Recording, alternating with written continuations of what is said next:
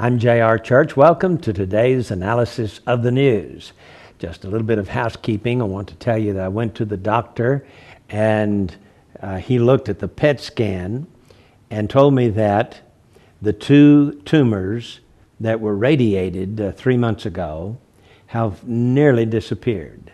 The activity of those are numbered at, and I don't know how they number these, at a 3 on this side and a 4.2. But there is a new tumor, cancer, in my liver just below where they radiated the older tumors.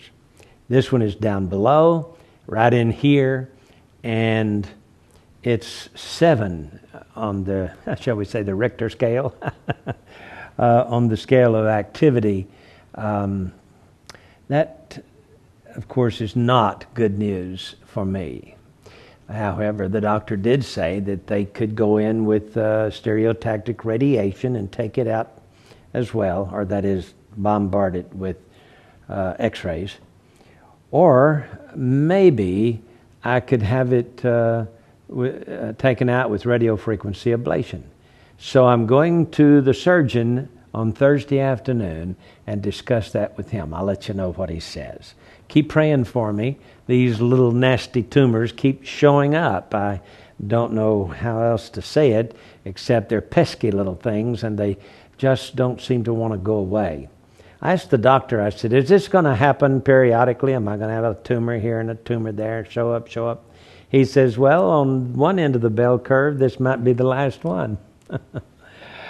On the other hand, it's possible that more tumors will continue to show up. So I need your prayers. I need you to pray that the Lord will let me live until Jesus comes to rescue us.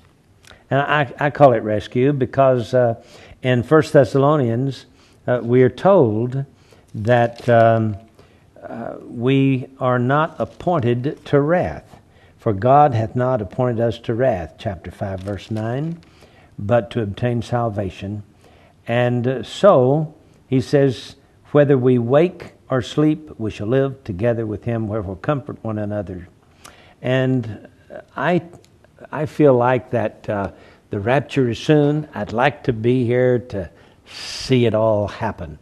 Wouldn't that be great? Nevertheless, those of our loved ones who have already gone on ahead of us are in heaven, and they know everything that's going on. They probably even know when it's going to happen. So, I want you to know that 2 Thessalonians says, let no man deceive you by any means, for that day shall not come, except there come a falling away first, and that man of sin be revealed, the son of perdition, who opposeth and exalteth himself above all that is called God, or that is worshipped, so that he is God, sitteth in the temple of God, showing himself that he is God. There's going to be a temple. The Jews are going to erect a temple.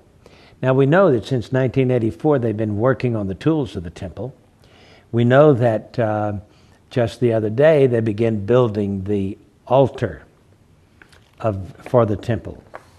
This article says that there was a Holy Temple Festival in Samaria this last weekend. It was the first of its kind, all-night Holy Temple Festival held last Saturday night in Tapuach in Samaria, or I guess the biblical name is Shomron. Beginning at 10 p.m. and ending after morning prayers at sunrise, the motto of the festival was, trust in God, not in Obama. This article, paragraph says, during these days of intense pressure upon Israel to freeze all building and stifle all Jewish life in Judea, Samaria, and parts of Jerusalem, it's the only fitting response with an event that brings tens of thousands of proud Jews together to gather strength and encouragement from one another and prepare for the struggle ahead. And he said, we are coming to show that the Temple Mount is where it all begins. We are a sovereign Jewish nation, free to live and build wherever we want in our land, and especially on Judaism's holiest site in the world. We demand our basic civil rights on the Temple Mount And we want our message to be heard in Washington and around the world. We have returned to the hills of Shomron for eternity, and the land of Israel is not for sale. I like that. We know that a temple is going to be built. It's in the Bible. Here's another article that tells us that at the United Nations this coming September at the big meeting, there will be a rogues gallery of world personalities. It says it's no surprise that President Obama, French President Nicolas Sarkozy, and Prime Minister Gordon Brown will huddle in New York, but it's the others scheduled to attend that's raised eyebrows. According to UN sources, the General Assembly, which begins officially September 23rd, has a roster some have referred to as